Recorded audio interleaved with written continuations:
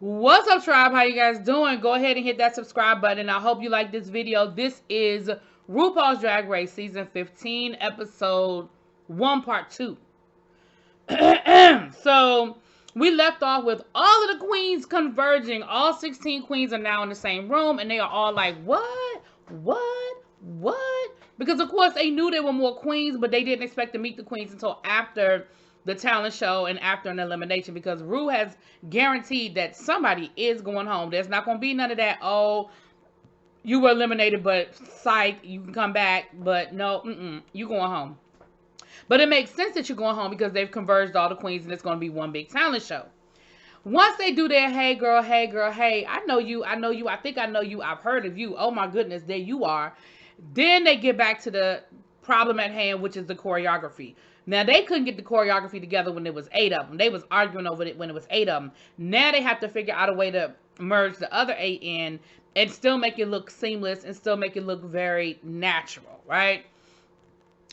Which again has caused a whole nother set of issues.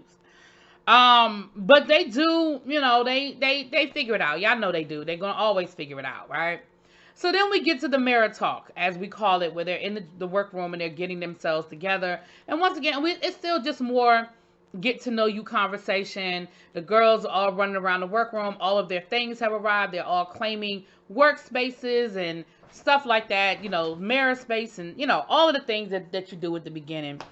The twins are, and like I said before, it seems to be a very old school versus new school mindset. A lot of the queens there are from TikTok, and they sort of have been doing it through social media. And of course, they're talking about how they shouldn't be discounted. They shouldn't be looked at any differently, because even though they didn't do it the way, some of the old school queens did it, they are still working. They had to still get themselves out there, build up their following. And again, like I said in my last video, I see both sides of that coin. Like, we're moving into a new world, like social media, TikTok, like that is how people are getting out there. Influencers, people are making millions of dollars off of being on social media. And so it's nothing to laugh at or thumb your nose at, because, and especially during the Panorama, that's what people were doing. So it'll be interesting though to see, as the competition goes on, how experience plays out over influence. Experience over influence, right? The twins are struggling, child. They couldn't get their makeup together. They were the last ones out, but they clearly made it because they didn't make a big deal about it on the, on the runway. So let's get into some of these performances. Malaysia Baby Doll Fox. She did an original song with the rap. I wrote safe. Like, I knew that was a good performance. It was a safe performance. It was a good performance, right? I was here for it. Spice did this dance where she came out of the coffin. Again, lip syncing to an original song. Ru loved it. Whenever you hear Ru laughing, you're like, yeah, they're probably pretty safe. Lux Laura London again did a song, came out in this bodysuit. I love the bodysuit. I love the wig. I love the performance. Again, safe. She'll be all right. She gave us some splits and dips, that kind of thing. Mistress Isabel Brooks gave us a song. I wrote boxing. It was like a whole boxing thing.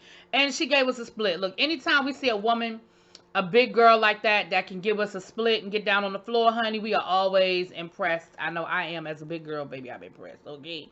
And so I said, okay, she's probably going to be pretty safe. Okay. She's going to be pretty safe. Lucy tried to sing live. Now, it was a risk, and it was definitely a choice. Y'all know what I said about a choice. The problem is, girl, you can't sing.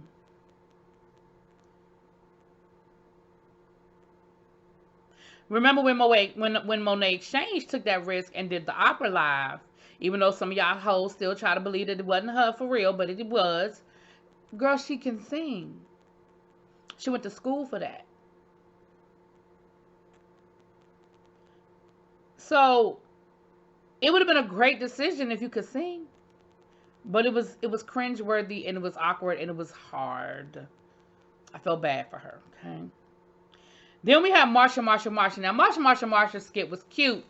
She did she did the dance. She could do ballet, so she was giving us ballet moves.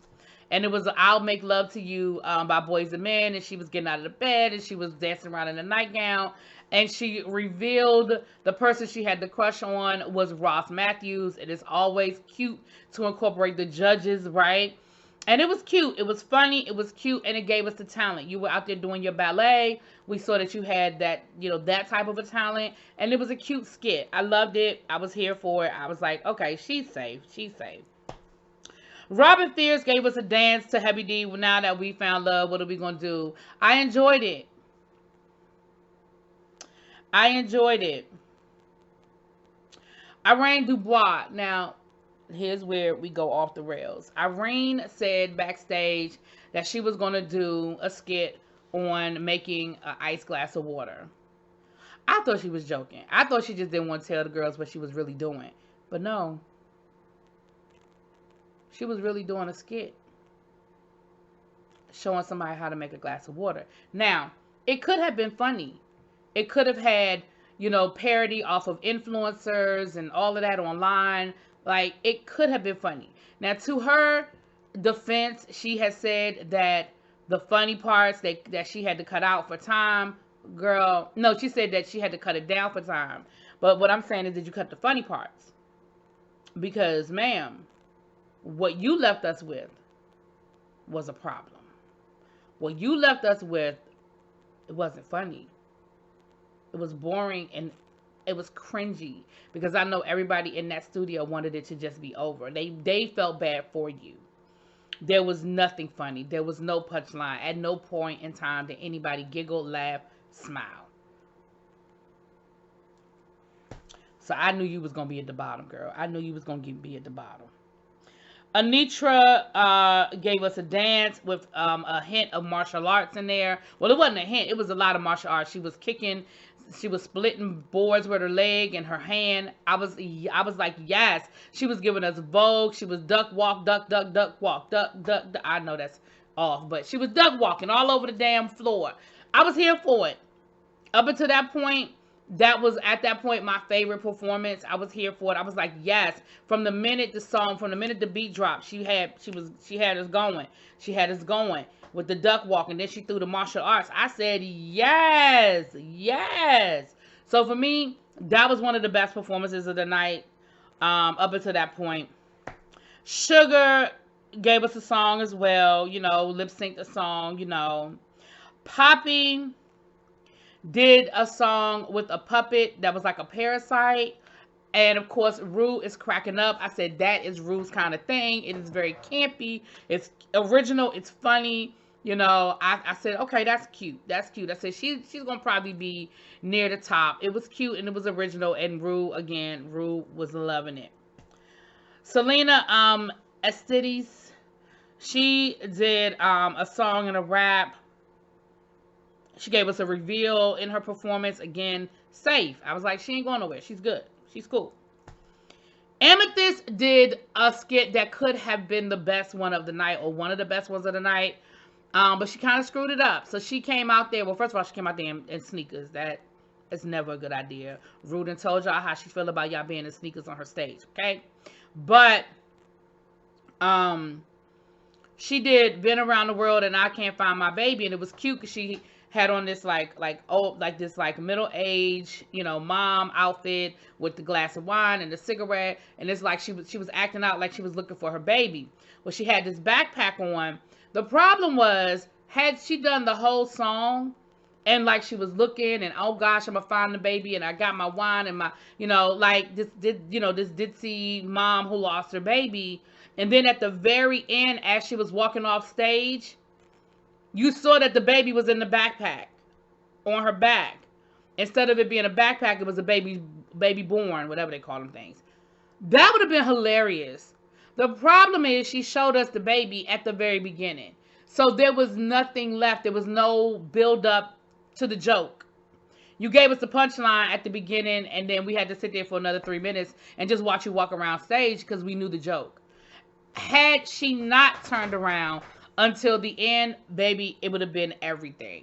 Again, Not the best performance of the night, but one of the best performances of the night. Definitely, I think would have put her in a, I ain't gonna say the top 3, but it definitely would have been her at the top. I thought it was cute. Again, she gave away the joke way too soon. Aurora gave us a dance. I wasn't that impressed with it. I mean, it was okay. I mean, I think she's safe, but I wasn't. It didn't wow me. Especially, I think coming after Anitra, I was like, okay, you know. Sasha Colby, I wrote lip sync. She was in a straight jacket. I wrote on the stage because she worked that stage in that straight jacket. Now, was it the best performance of the night? I don't know if it was the best performance of the night, but you definitely saw the stage performance. I mean, the stage professionalism. You saw her making eye contact with the judges. Like, she's a pageant queen. She knows how to give you the talent, right? Definitely safe. Definitely safe. And on the radar. I think that put her, I mean, she was already on the radar, child. She's Sasha Colby. But on the radar. Jax did this dance with the hair. She was jumping rope with her hair. Then she took the hair off. Then she did like 4 backflips in a row into a split. I was here for it. That honestly was my favorite performance of the night. If you really want to know the truth of the matter for me, it was actually my favorite performance of the night. I wrote yes in capital YASSSSS. It was my favorite. I definitely was rooting for her to win the Maxi Challenge, but I knew that performance would definitely put her at the top. Of course, we had the group performance. They got it together with the choreography. Because there's so many of them, they did it as if it were a pageant, opening to a pageant, where they had the sashes on with their name on them. It was cute. It was whatever. Like, nobody fell off the stage. I mean, you could see where a couple of people still kind of, you know, missed a twist, a turn, or whatever, but nothing detrimental, okay? Nothing detrimental. Now let's get to this runway. The runway is Who Is She? The runway was supposed to give us a glimpse into who you are, what is your aesthetic, what is your drag, right? So we start with Irene Dubois. She came out with the whole alien thing going, right? I wrote yellow back wig. I don't know. I can't read my own handwriting sometimes. But she gave us, and again, she told us that at the beginning that she had that, you know, that out of the beaten path, that alien from outer space type of aesthetic. So it was definitely on brand for her. Lux Lore came out. I wrote corset with a huge hat. She said that she always loves a hat, so that's part of her aesthetic, is that I guess she's gonna give us hats, honey. And it was cute. Her look was cute.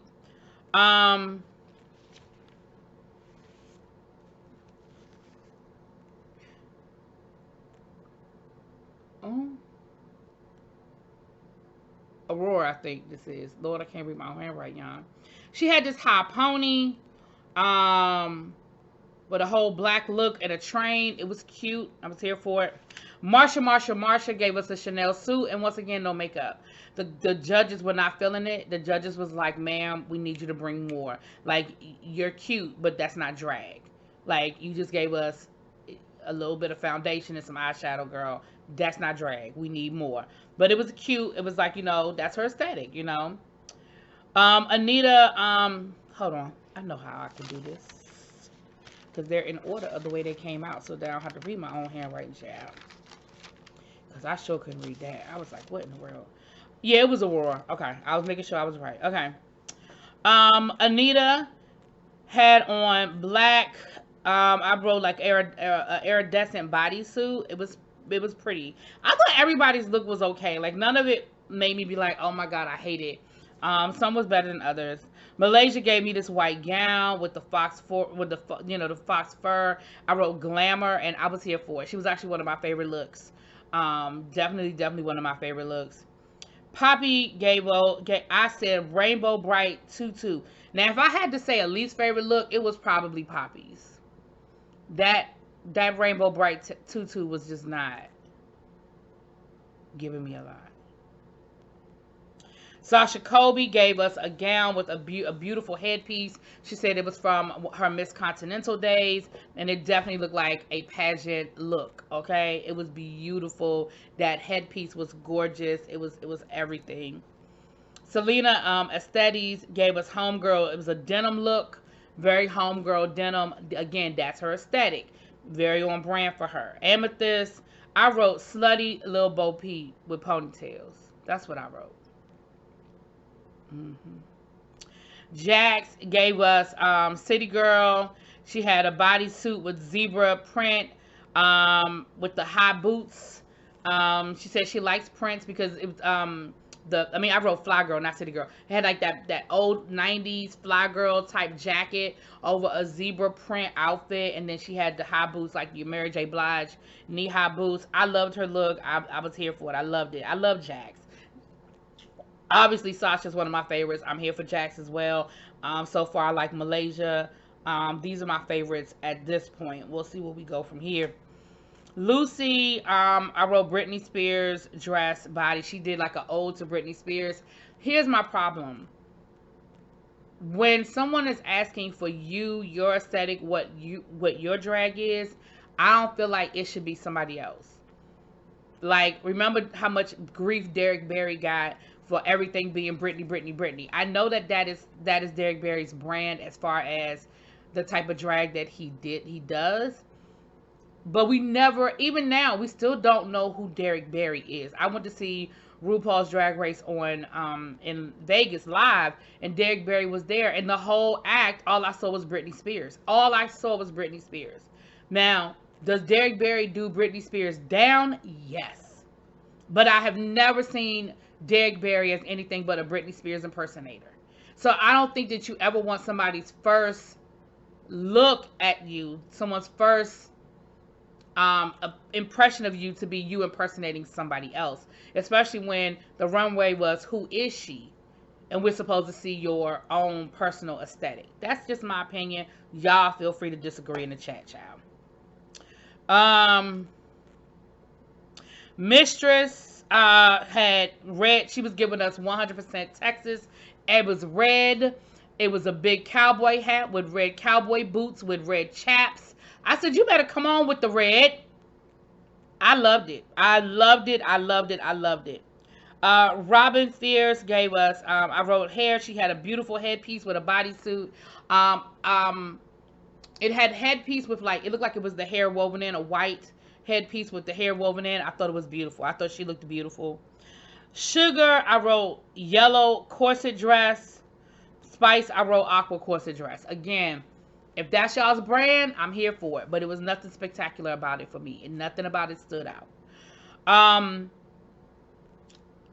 Our top was Jax and Anitra. Anitra won. Now, I personally wanted Jax to win. I'm not going to say Jax was robbed because Anitra's talent was definitely fierce. Like I said, the duck walk with the martial arts, you was breaking boards with your boots in your hand. I ain't going to say that Anitra was robbed because it definitely was a talent to show.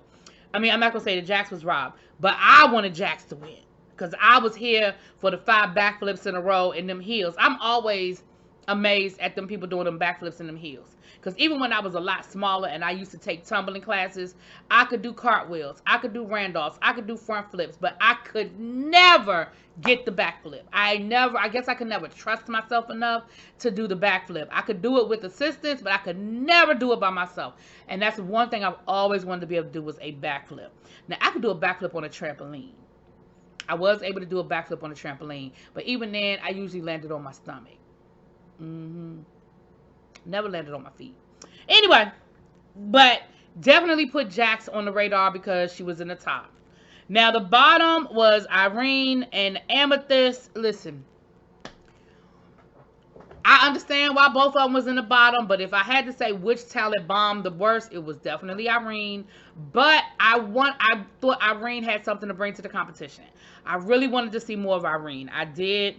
The lip sync was Ariana Grande, 7 Rings. I think both lip syncs were good, but ultimately Amethyst won and Irene was eliminated. So that is part 1, part 2 of the RuPaul's Drag Race season 15.